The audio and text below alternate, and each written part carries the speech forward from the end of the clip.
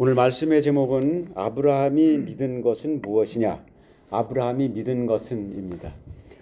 로마서는 참 어려운 책입니다. 16장으로 되어 있는 하나의 편지이지만 이 편지를 이해하면은 기독교의 복음을 쉽게 이해할 수가 있습니다. 이것을 잘 이해하지 못하면은 성경의 다른 것들이 다 단편으로 쪼개질 수밖에 없습니다. 오늘 이 설교 한 편 잘 이해하시면은 여기 잘 적어놨으니까 교회 10년 다닌 거 하고 거의 맞먹는 만큼의 아주 진수와 같은 내용입니다. 문제 제기에서 신약 시대와 구약 시대의 구원받는 방법이 달랐느냐 하는 질문입니다. 신약 시대에는 예수님을 믿어서 구원을 받는다고 그러는데 구약 시대에는 예수님 아직 태어나시기 전이니까 이거 어떻게 구원을 받나? 구약 시대에는 그러면 율법이 있었으니까 율법을 잘 지키면은 구원을 받고 못 지키면은 구원 못 받는 건가? 이렇게 생각하는 사람들이 많이 있습니다. 오늘 그것에 대하여 이 로마서에서 말씀하고 있는 것들을 살펴봅니다. 1번에 보시면은 아브라함이 무엇을 했길래 그를 하나님이 의인이라고 여겨주셨나 하는 것입니다. 이 의라는 말은 한자로다가 써놨는데요. 그 위에 쓴 것은 양자고 밑에 쓴 것은 나아라고 합니다. 그래서 이 한자가 처음 만들어질 때 이미 예수 그리스도의 복음에 대하여 중국에서 알고 있었던 것이 아닌가 이렇게 푸는 사람들도 있는데 이 글자뿐만 아니라 여러 개의 글자가 굉장히 복음의 내용을 담고 있는 한자어들이 많이 있습니다. 의라고 하는 것의 반대말은 죄지요.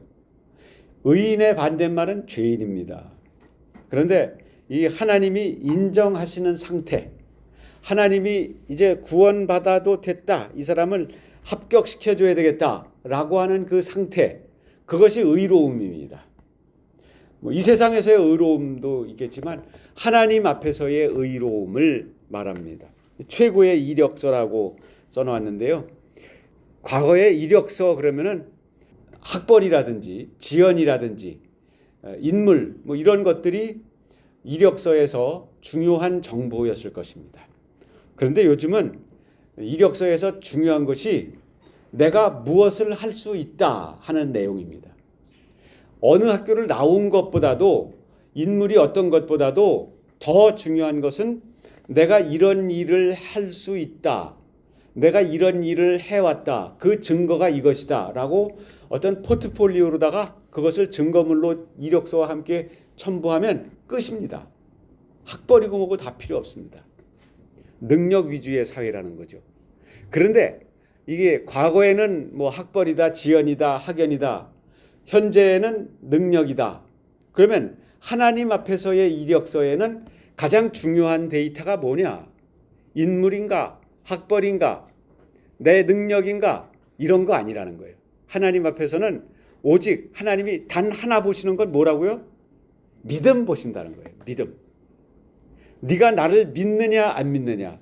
하나님이 창세기 15장 6절에서 아브라함이 하나님을 믿으니 이를 그의 의로 여기셨다라는 말씀을 오늘 바울이 로마서 4장 3절에서 말하고 있는 거예요. 아브라함이 하나님을 믿었더니 그것이 그에게 의로 여겨졌다. 하나님이 아브라함을 이제 너는 의인이다 라고 봐주기 시작하셨다. 뭐 때문에? 믿음 때문에.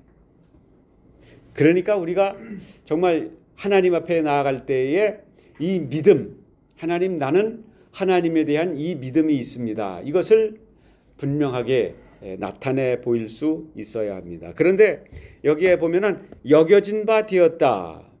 창세기 15장 6절에서는 의로 여기시고 이렇게 되어 있는데 여긴다는 말은 이게 좀 더 직설적으로 말하자면 아브라함은 의인이다라고 말할 수도 있습니다. 그런데 아브라함이 의인이다라고 말하는 것이 아니고 의인으로 여기셨다라고 말씀하시는 것은 의인으로 간주한다는 거죠. 이게 어떤 게 더 명확한 표현이에요? 너는 의인이다라는 말과 의인으로 여긴다라는 말 중에 어떤 게 더 분명한 표현이에요? 의인이다. 이게 더 분명한 표현이죠. 예? 학생들이 뭐 60점 이상 맞으면은 합격이고 60점 이하 맞으면은 불합격이야. 59점도 불합격이야. 그런데 애들이 너무 시험을 못 봐가지고 평균이 30점이야. 이렇게 돼버리면은 합격점을 낮춰가지고 그냥 55점까지는 합격으로 여긴다. 이렇게 할 수 있죠. 학교 다니면서 그런 경험도 있어요.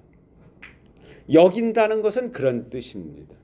아브라함이 하나님 보시기에 어떤 절대 기준의 의인이라는 것이 아니라 그 작은 믿음의 그 끄트머리 그 싹 올라오는 거 보고서 내가 너를 의인으로 여긴다라고 말씀해 주셨다고 하는 표현이 이 의인으로 여김을 받았다라고 하는 표현인 것입니다.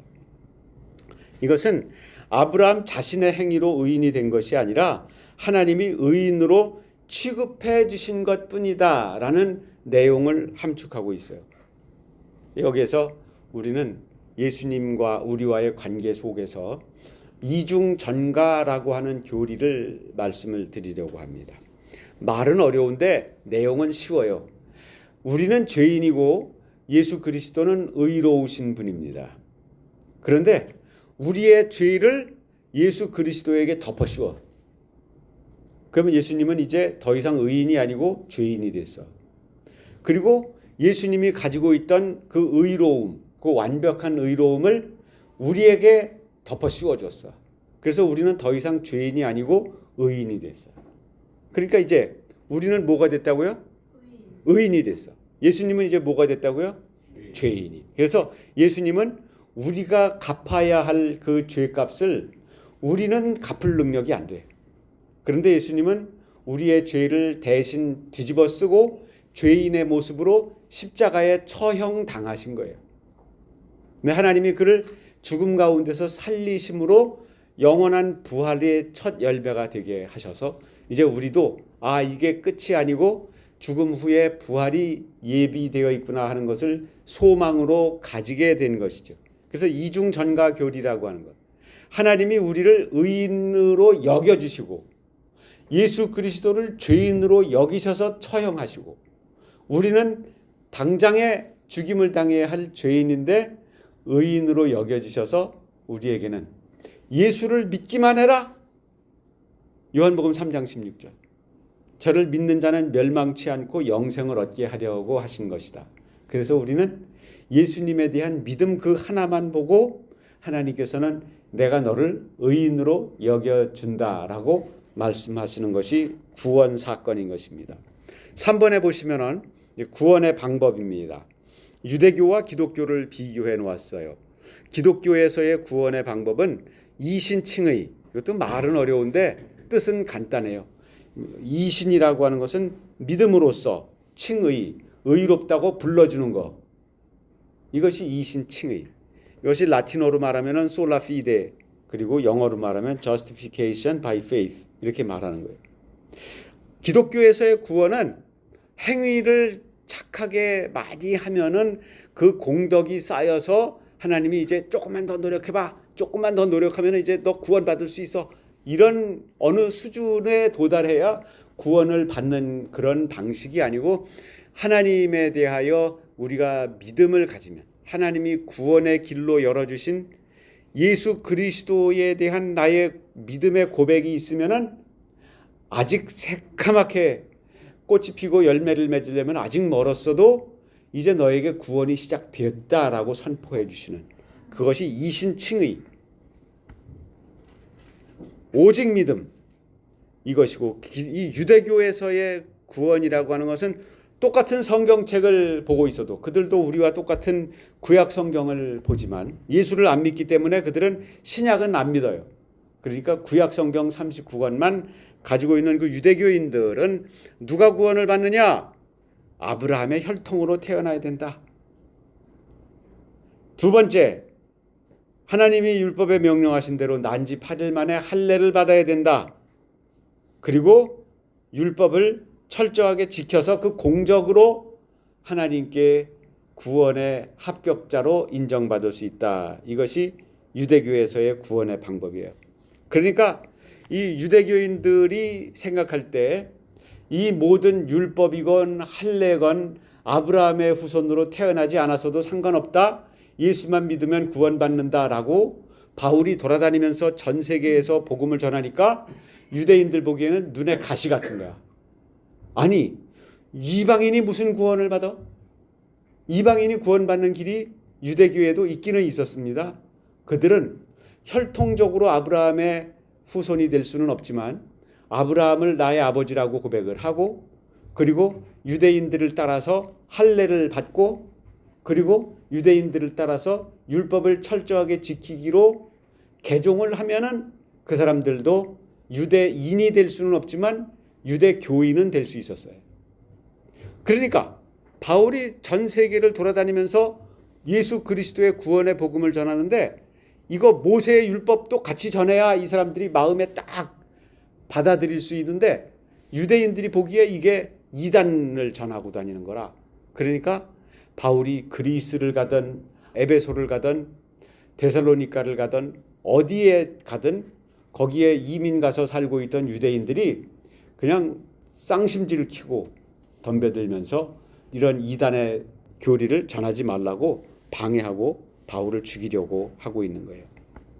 유대인들은 자기네들이 아브라함의 후손으로 태어났다고 하는 거, 그래서 그들의 종교적 절차에 따라서 태어난 지 8일 만에 할례를 받았다고 하는 거, 그리고 자기가 아무튼 지키든 못 지키든 율법 가운데 살고 있다고 하는 거, 그거 가지고서 우리가 구원받아야지 누가 구원을 받아? 우리가 의롭지 누가 의롭단 말이야? 라고 자기네들의 구원을 마치 정당한 대가처럼 여기고 있었어요. 유대교는 아브라함이 이런 특별한 공덕으로 의인이 되었다고 주장을 해요.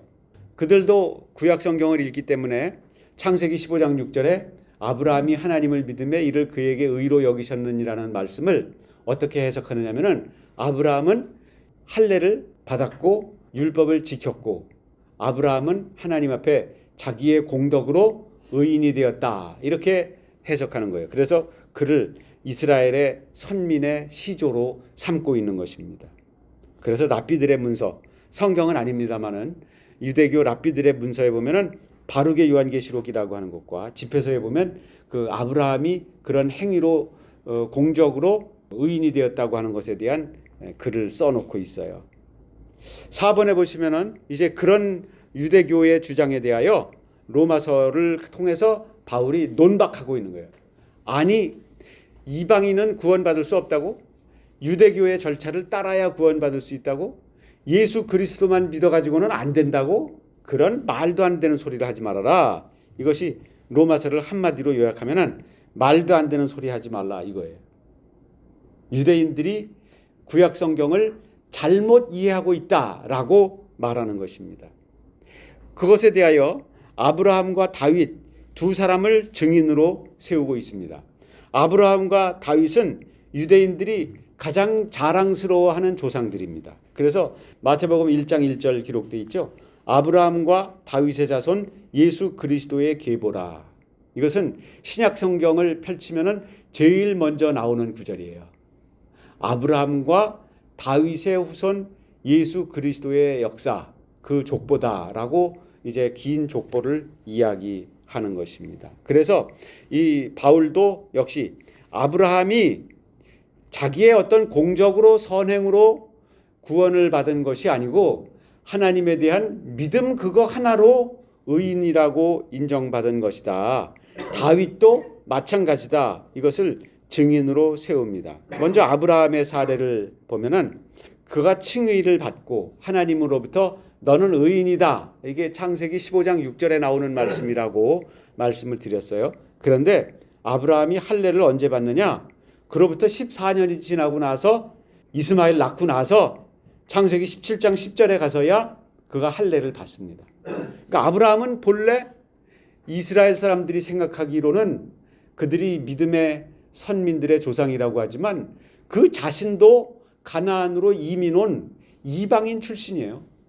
아브라함도 이방인 출신이고 그는 난지 8일 만에 할례를 받기는커녕 80살이 넘어서 할례를 받은 사람이고요.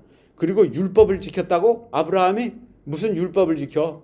율법은 하나님이 모세에게 주신 건데, 모세는 아브라함의 후손 중에서도 세대수를 셀 수 없을 만큼 까마득한 후손이 모세인데, 아브라함이 죽고 나서 적어도 400년이 지나고 나서 태어난 사람이 모세인데 그 모세가 시내산에서 출애굽한 이후에 하나님으로부터 받은 율법을 아브라함이 어떻게 지켰다는 거야. 이제 이런 내용에 대하여 이제 랍비들의 문서는 아브라함은 본능적으로 그 율법을 알아가지고 미리 알고 지켰다, 뭐 이런 억지 주장을 하고 있는 것인데, 바울은 로마서에서 그런 억지 주장하지 말아라. 아브라함이 언제 율법을 지켜? 하나님의 약속을 믿은 것밖에는 없어. 그런데 하나님이 그것을 기대해 너는 이제부터 의인이다라고 선포해 주신 것도 아니고 내가 너를 의인으로 여겨준다라고 말씀하신 것에 불과하다, 이렇게 말씀하는 것입니다. 그리고 나서 이제 그 4장 4절 말씀에 보면은 다윗의 사례를 이제 이야기하는 거예요. 일하는 자에게는 그 삭시 은혜로 여겨지지 아니하고 보수로 여겨진다. 여러분들이 어떤 사업을 하는데 알바생을 써가지고 6시간, 7시간 일하고 나서 시급을 쳐서 그 급여를 이제 주어서 보내야 될 거 아니에요. 그 보낼 때 그것을 주면서 이거 선물이야 라고 줘야 돼요. 그렇게 주면은 알바생 표정이 어떨까? 이게 선물이라고? 내가 일한 대가지. 오히려 당신이 나에게 노동을 빚져서 나의 노동력에 대한 값을 지불하는 거지 무슨 생색을 내고 그래. 선물이라니 내가 왜 이걸 거저받는 거야. 내 수고의 대가를 받는 거지. 이것이 4절 말씀이에요. 일하는 자에게는 그 삭시 은혜가 아니고, 즉 선물이 아니고 보수다. 주인은 빚 갚는 마음으로 그 보수를 줘야 되는 거예요.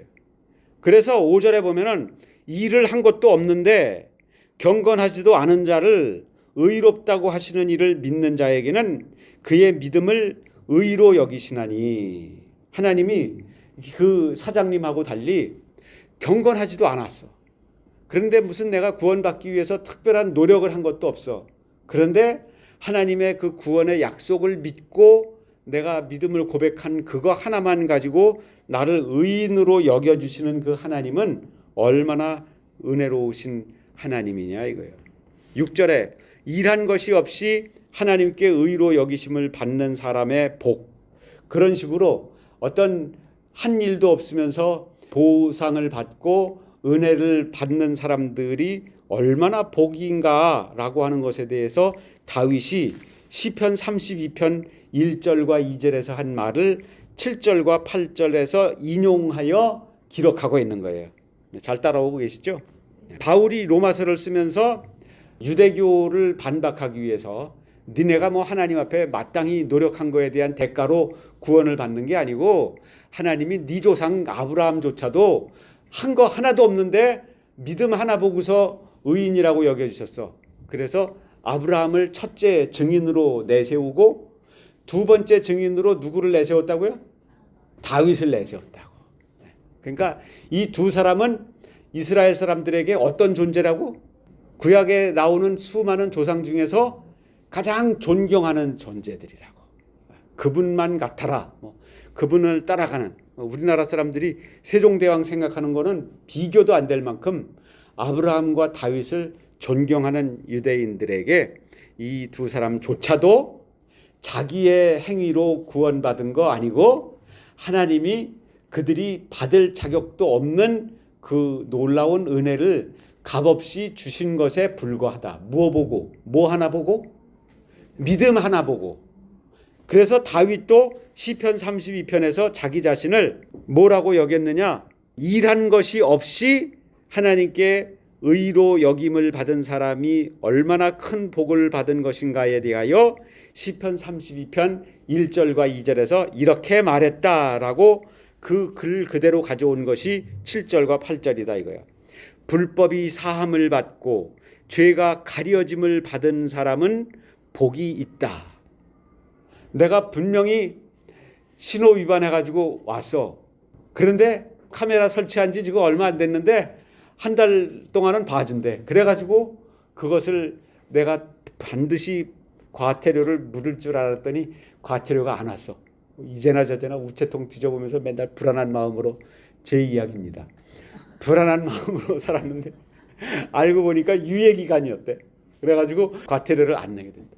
근데 유예 기간이 그냥 어떤 일정 기간이 아니고 어떤 사례, 예수 그리스도를 믿었다고 하는 그 하나, 그거 가지고 불법을 가려주신데 하나님이 나는 너를 못 봤다. 너 범죄 안 했다. 네 죄를 내가 예수 그리스도의 의로 다 덮어버렸다. 그러니까 내 눈에 보기에 너는 이제 무엇으로 덮여 있다고? 이중전가교리에서 무엇으로 우리가 덮여져 있다고? 예수 그리스도의 의가 우리에게 덮여져 있어. 그러니까 하나님 보시기에 우리는 여기 예수가 있네. 여기도 보니까 여기도 예수가 있네. 우리는 하나님 보시기에 예수 그리스도와 같아 보이는 거예요. 예수 그리스도는 아니지. 예수 그리스도라 그러면 이단이고 예수 그리스도와 같이 보이는 거예요. 그러니 이 이중 전가 교리가 얼마나 감사한 것입니까? 그래서 그 두 사람의 증인으로 세운 구약의 두 인물이 누구라고요? 그 두 사람이 무엇에 대한 증인이라고요? 자기가 한 건 하나도 없는데 믿음으로 의롭다 하심을 받은 사례로.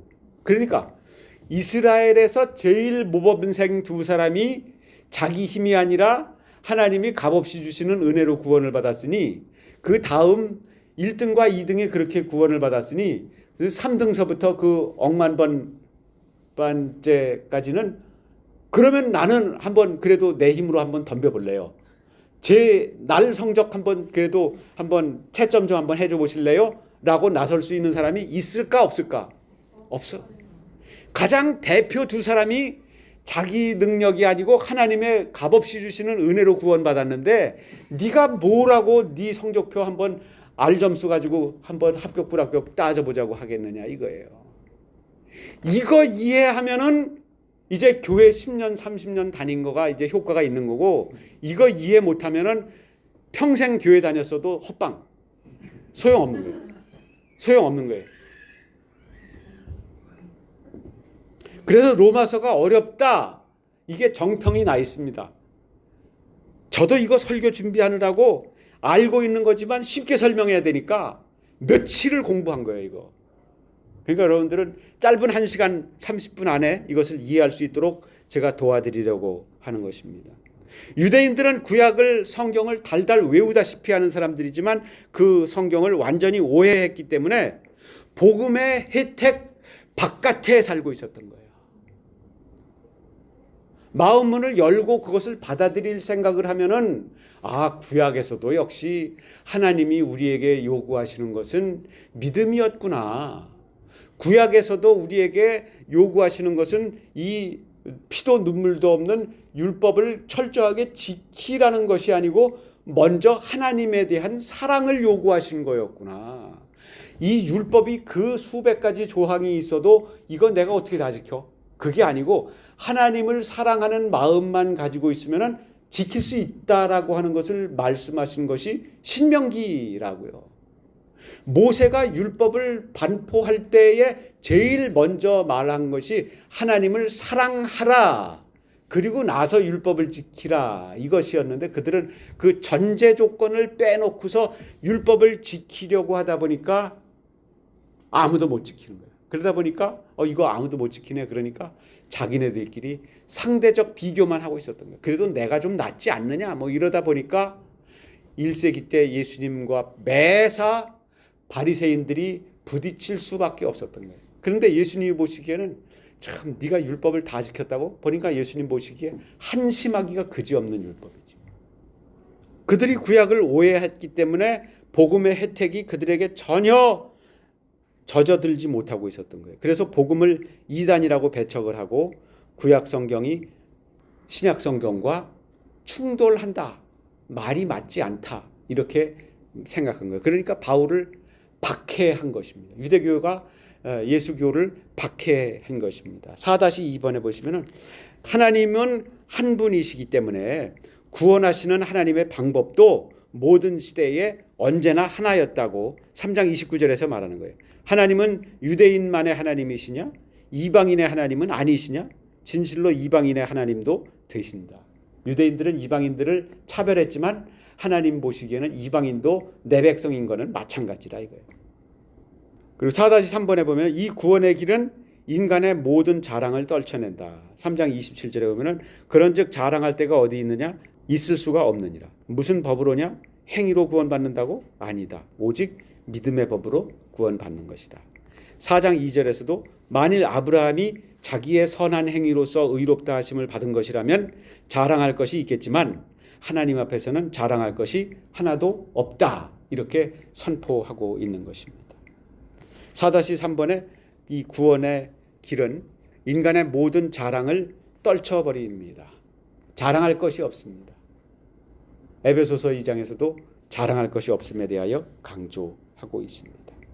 5번에 보시면은 이제 복음의 권위에 대하여 말합니다. 복음의 권위 3장 21절에 보면은 이제는 율법 외에 하나님의 한 의가 나타났으니 율법과 선지자들에게 증거를 받은 것이라. 그래서 율법은 구약을 말하는 것이고 하나님의 한 의가 나타났으니 그것은 신약을 말하는 것입니다. 예수 그리스도의 구원의 복음을 말하는 것입니다.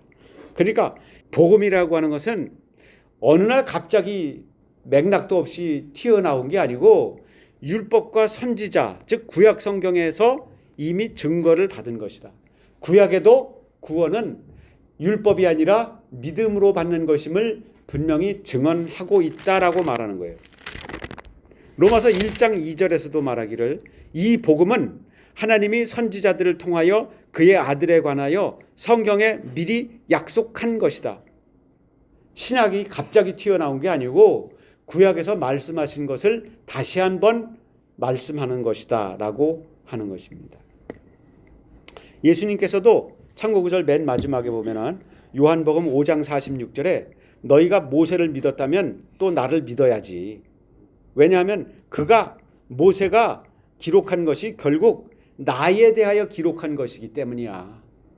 너네가 모세를 믿는다고 그러는데 모세를 제대로 알면 모세의 글을 바로 이해했으면 내 말을 반박하지 않을 거야. 예수님께서 그렇게 말씀을 하셨습니다. 복음이 율법을 폐하는 것이 아니라 오히려 율법을 굳게 세웁니다. 3장 31절에 보면은 그런즉 우리가 이제 예수를 믿었으니까 율법은 없애야 된다. 이렇게 할 수가 없다. 예수를 믿었으면은 이제 도리어 율법을 굳게 세울 수 있게 된 것이다. 이렇게 말씀해요.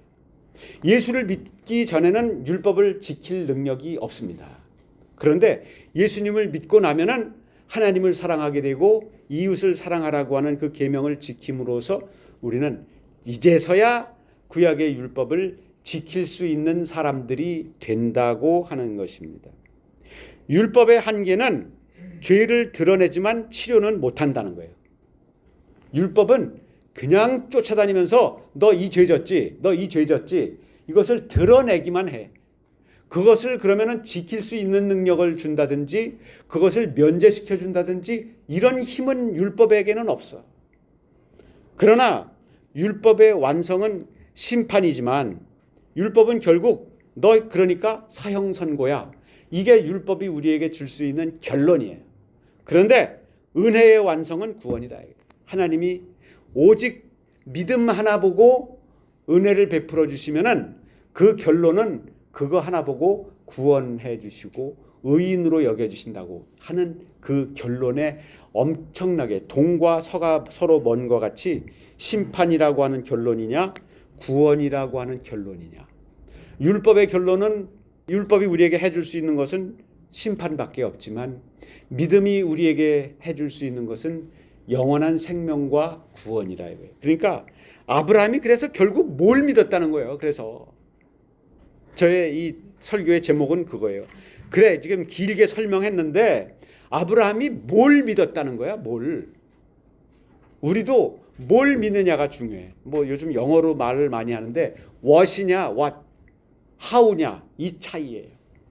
어떻게 믿었느냐에는 인간적 노력이 들어가야 합니다. 뭐 밤도 안 자고 매일 아무튼 어떻게 해서 수고해서 하나님을 믿었다. 뭐 이런 것은 어느 정도 how를 말하는 것이고 what이라고 하는 것은 how보다 더 중요해요. 열심히 하는 것보다 더 중요한 것은 방향이지요. 그래서 속도보다 중요한 것은 방향이라고 말을 하기도 합니다. 아브라함이 도대체 무엇을 믿었길래 하나님이 그 믿음을 그에게 의인이라고 여겨줬나? 아브라함이 그저 하나님을 믿으면은 하나님이 나에게 복을 많이 줄 것이다, 그렇게만 믿은 것인가? 그것이 이 세상에 속한 복을 믿은 것이라면 소용이 없는 것입니다. 그것에 대하여 17절과 18절이 결론적으로 말해주고 있습니다. 내가 너를 많은 민족의 조상으로 세웠다 하심과 같으니 그가 믿은 바 하나님은 무엇이냐? 어떤 하나님이냐? 죽은 자를 살리시며 없는 것을 있는 것으로 부르시는 하나님이다 이거지. 아브라함은 하나님을 전능하신 하나님으로 믿었다 이거예요. 그 다음에 18절에 아브라함은 바랄 수 없는 환경에서도 바라고 믿었다 이거지. 이는 네 후손이 이 같으리라 하신 하늘의 별과 같이 바닷가의 모래알과 같이 네 후손이 많을 것이라고 약속하시고 너를 많은 민족의 조상이 되게 하려 하신다고 하는 하나님의 약속을 믿었다고 하는 거예요. 이게 언제냐? 99살 때. 99살인데 자식이 없어. 그런데 하나님이 아브라함에게 네 후손이 하늘의 별과 같이 바닷가의 모래알 같이 많게 해주신대. 여러분 99살인데 그렇게 말씀하시면 이거 믿을 수 있어요? 믿을 수 없는 말씀이잖아요. 내가 미쳤지. 어디서 이게 무슨 생각이 드는 거야. 꿈도 야무지지. 그런데 아브라함은 그걸 믿었다는 거예요. 참고절 히브리서 11장 17절도 나오는데요. 아브라함은 시험을 받을 때에 믿음으로 이삭을 드렸으니 그는 약속을 받은 자로 돼 그 외아들을 드렸다. 그 다음에 100살에 얻은 아들이 17살이 돼가지고 이제 머지않아 며느리 볼 수 있는 나이가 됐는데 하나님은 얄궂게도 그 아들을 번제로 잡아서 제단에다 올려놓고 홀라당 다 태워서 바쳐라, 이런 요구를 하셨어요. 그러면 아브라함은, 여러분이 아브라함이라면 뭐라고 항변하겠어요? 2명 있는 아들도 아니고 1명밖에 없는 아들이야. 그런데 이 아들을 통해서 이제 하늘의 별과 바닷가의 모래알과 같은 후손을 얻게 하셨다. 아우 정말 몇 대 만에 그렇게 될까? 이런 기대를 한 몸에 받고 있는 아들인데 제물로 바치래. 그러면 하나님 앞에 아브라함이 항변하고 싶은 말이 있겠죠. 하나님 왜 이랬다 저랬다 그래요? 이 아들이 씨인데 이 씨앗을 다 잡아바치면 어떻게 하라는 거예요? 근데 아브라함이 어떤 믿음을 가지고 있었느냐? 18절에 계속 읽습니다. 그에게 이미 말씀하시기를 내 자손이라 칭할 자는 이삭으로 말미암으리라 하셨으니 그가 하나님이 능히 이삭을 죽은 자 가운데서 다시 살리실 줄로 생각한지라. 이 두 가지가 서로 충돌해. 어떻게 충돌해? 우리가 이 물리적 세상에서 보면은 얘를 통해서 내가 너의 후손이 하늘의 별과 같이 바다의 모래알 같이 많게 해줄 거야. 얘가 그런 아들이야. 그 약속과 얘를 잡아서 번제로 바쳐라. 이 두 가지 말씀이 조화를 이룰 수 있어요? 조화를 이룰 수 없잖아요. 얘가 믿음의 씨앗이라며 씨앗을 잡아 바치면 어디서 바다의 모래가 나오고 어디서 하늘의 별 같은 게 나와. 이것이 양립할 수 없는 말씀인데 아브라함은 두 개를 다 믿은 거야. 두 개를 다. 하나님이 얘가 씨앗이래. 아, 씨앗입니까? 아멘. 잡아 죽여라. 아멘. 이게 믿음이었다는 거예요. 아브라함의 믿음. 여러분, 그런데 아브라함의 환경이 어땠다 그래요? 바랄 수 없는 중에 바랬다 그러잖아요. 18절에 아브라함이 바랄 수 없는 중에 바라고 있었다. 결론적으로 말씀드립니다. 우리의 환경은 아브라함만큼은 아니지만 바랄 수 없는 환경인 것은 마찬가지입니다. 내가 예수님을 믿고 여기까지 수십 년 따라왔는데 이거 이대로 믿음만 가지고 될까? 예수님 말씀대로 순종해가지고 이게 과연 내가 소망하는 그것이 하나님이 나에게 소망이라고 주신 것이 이루어질 수 있을까? 이것이 우리의 믿음의 현주소, 진흙탕 같은 현주소일지 몰라요. 그런데 하나님께서는 우리에게 이 양립할 수 없는 이 두 가지 명제라 할지라도 이 두 가지 다 믿어라. 너에게는 이것이 과학적으로 설명이 안 되지만 나의 전능한 능력으로는 가능하다. 하나님은 그거 하나 확인해 보고 싶어 하시는 거예요. 여러분 하나님 앞에 그거 보여드리시고 싶습니까? 하나님 앞에 믿음 보여드리고 싶으십니까? 아니면은 하나님 내가 그래도 이 동네에서는 제일 착한 일 많이 했죠. 이거 가지고 이력서에다가 뭐 써가지고 가실래요? 하나님 앞에 믿음을 써가지고 가실래요? 여러분들의 실력 써가지고 가실래요? 그거 하나 보시자고 하는 것입니다. 유능한 의사는 매번 갈 때마다 처방이 조금씩 달라집니다. 그런데 하나님은 미리 다 알고 완벽한 처방을 내려주셔요. 그렇기 때문에 우리는 매 순간 이 길이 아닌 것 같은데요, 하나님. 막다른 골목인데요. 근데 하나님은 거기에 길이 있느니라. 하나님의 말씀인지 아닌지, 하나님을 기쁘시게 하는 일인지 아닌지 그것만 확인하면서 가면 돼. 그걸 하나 보시자고 하는 것입니다. 우리는 믿음 따라 살면서 인간인지라 불안할 수밖에 없습니다. 그래서 아브라함도 바랄 수 없는 중에 바라고 믿었다고 말씀합니다. 우리는 작은 믿음이지만 그 믿음 주님께 드리기로 작정하면 하나님이 그 믿음을 지켜주시는 이도 하나님이신 줄로 믿으시기 바랍니다. 그 믿음으로 오늘도 바랄 수 없는 중에 보이지 않는 것을 우리가 믿음으로 바라보고 갈 수 있는 그런 신앙생활 되시기를 간절히 축원합니다. 하나님 아버지 감사합니다. 저희에게 참 이 믿는다고 고백은 했지만 그 고백을 실천할 수 있는 능력은 턱없이 부족합니다. 주여 이 믿음 저희에게 굳게 자라나게 붙들어 주옵소서. 예수님의 이름으로 기도드립니다. 아멘.